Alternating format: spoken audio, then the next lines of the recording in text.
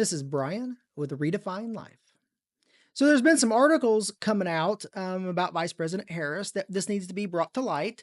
It hasn't been covered by the mainstream media, and now that it's got independent, verifiable sources, and I will document those in the description down there, and that it needs to be brought to light so people can see the character of Vice President Harris. So the first report here is from Newsweek. And it says, did Kamala Harris plagiarize a Republican's congressional testimony and what we know? And this was published on the 22nd here. It says, Vice President Kamala Harris has been accused of plagiarizing portions of a 2007 congressional testimony from a Republican district attorney, according to a report by the Washington Free Beacon. Says Newsweek conducted an independent review of the allegations and it confirmed that the Washington Free Beacon's findings. So they did confirm this now. So we have two sources that are confirming this. Most of Harris's 1,500-word testimony was copied from a statement by Paul Logai, the district attorney of Winnebago County, Illinois, with only minor additions and changes. It even stated in there later on that even the typos were present in both. In going with the article, it says in April of 2007, Harris, then district attorney of San Francisco, testified before the House Judiciary Committee in support of the John R. Justice Prosecutors and Defenders Initiative Act. And this was a bill aimed to offer student loan repayment to state and local prosecutors to help retain legal talent. So this was, if you're not for sure, so a lot of companies will offer like a tuition reimbursement. They'll offer incentives to help pay for their student loans to keep them with the companies. And a lot of times, some companies will just make you stay there for 3 to 5 years or some number. So, but that's what they're talking about.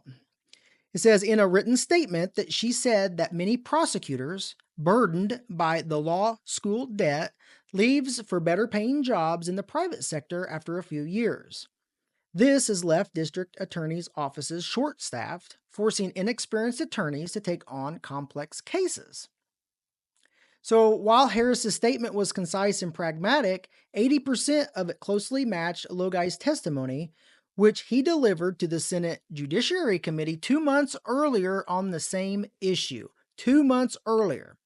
The two statements shared similar language, structure, and even typographical errors. So this report came out 2 months earlier, and then she took from this report to suit her needs that she needed as she was putting her report together. Goes on, our review confirms the findings reported in the Washington Free Beacon. After comparing both documents, we found that nearly 1,200 of the 1,500 words in Harris's written statement were copied from Logai's testimony, including entire paragraphs advocating for student loan relief to retain experienced prosecutors in public service. So, a couple things I want to bring up. 1,200 of the 1,500 words. Now, this wasn't just plagiarizing. This was major plagiarizing. Call it whatever. But there was entire paragraphs that were copied from this. Now, another thing I want to parallel this with what has been going on with the Democrats about repaying student loan debt. So here she is pulling from her past in this experience right here to this would have been helping probably pay for hers. That I'm not confirmed. That would be something to look into, but yet she's a big proponent of the student loan relief. Goes on here, it says there are numerous criminal cases that are particularly difficult because of the dynamics involved. Goes on as a statement nearly identical to Logai's testimony. Both statements argued of student loan forgiveness was crucial for keeping experienced prosecutors in public service, citing the same data and making the same points in the same order. This was confirmed by two sources here, and probably more as this story gets out.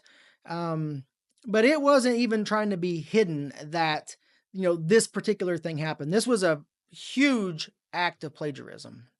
So let's jump over to the other one.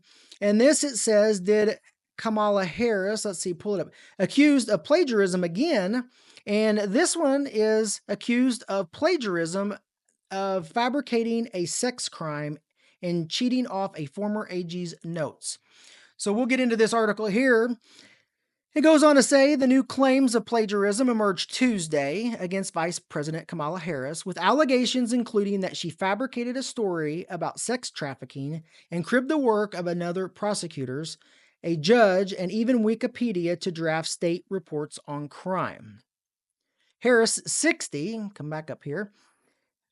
Harris, 60, seems to have invented details of a sex case out of the whole cloth and taken sentences directly from a published work by the former California Attorney General Bill Lockyer, as well as a New York jurist.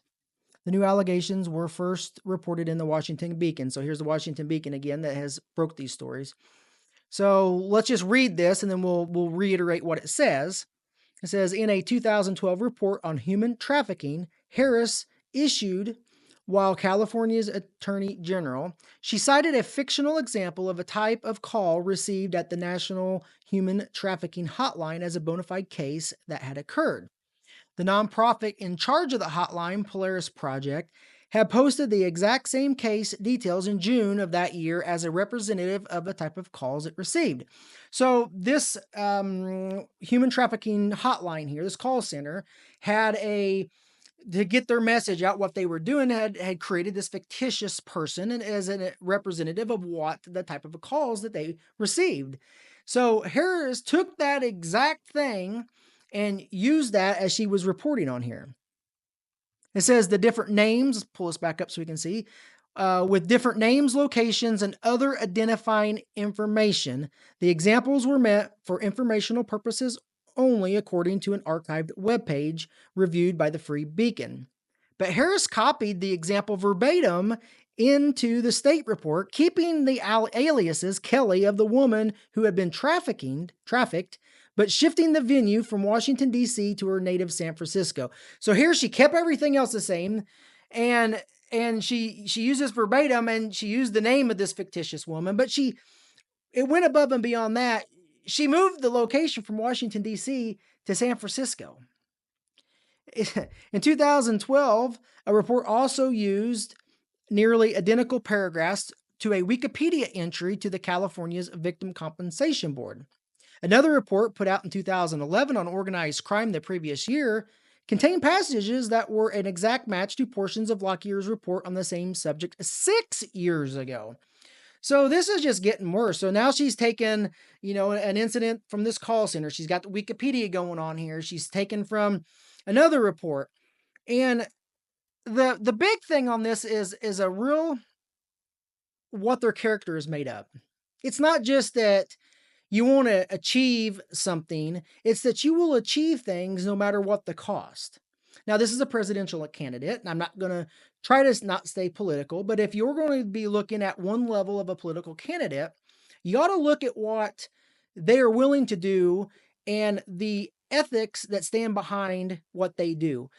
Especially as a Christian, I try to do what is right. I don't all the time. You find examples all the time, but I really try to base decisions off of biblical ethics, what I should do. But this is just such a blatant disregard of anything that was ethical that she did.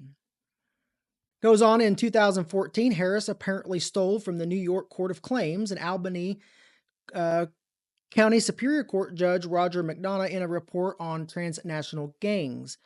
Recent polling has shown that Harris is seen as a far more honest than her Republican opponent, former President Donald Trump, but the copyright claims on top of her earlier plagiarism allegation is sure to test the public's image. And it should. If you're going to come at this issue of the candidacy and stuff and say that, what, I'm honest, I'm going to do what the American public wants, I'm going to stand on my ethics, and then there's more and more information that's coming out that is not demonstrating that.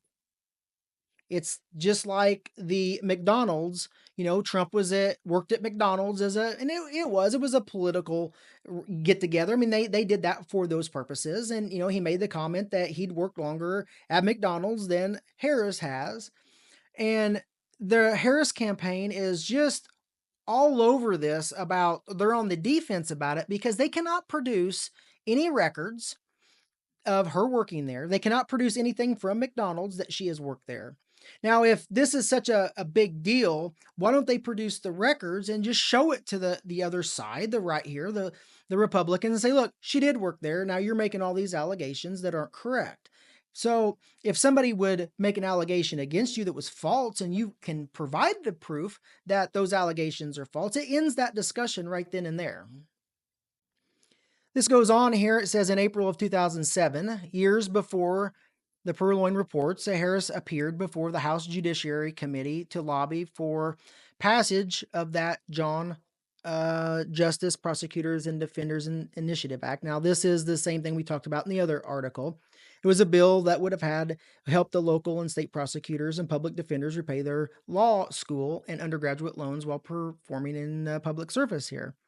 And this is just another report. It just goes on detailing the same thing. And Harris' words in the April 24 hearing were nearly identical to testimony given 2 months prior by the Republican Winnebago County, Illinois prosecutor Paul Logai. The First Beacon also noted, citing the occurrence on the same statistics, punctuation, and even typos in both written statements. And it goes on here, just in total, the outlet said that 1,200 of the 1,500 words spoken by Harris, 80%, that's 80%, were of the same of those uttered by Logai. So these documents and these articles are all starting to come out into the public light here. And the big question is, and this is for unbelievers or believers, just people in general, if you're going to trust in somebody to do something, and this is a political candidate, that's going to run the country, and they cannot demonstrate good character and good ethics, we need to reevaluate or at least look at, can we trust them at all to do the values and the things that they say that they're going to do?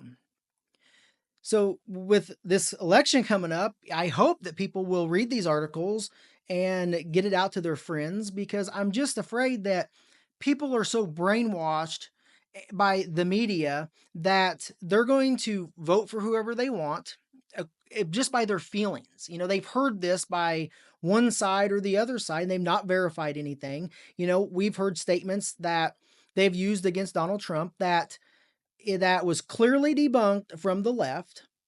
It was clearly from the Washington Post to across the media. Yet I've heard that the Biden and Harris has used those same statements publicly after it's been debunked, and they knew it was debunked. But when they say things like that, the public is going to hear that, and if they've not done their own research or been following things, they very well could be swayed that that is a true statement.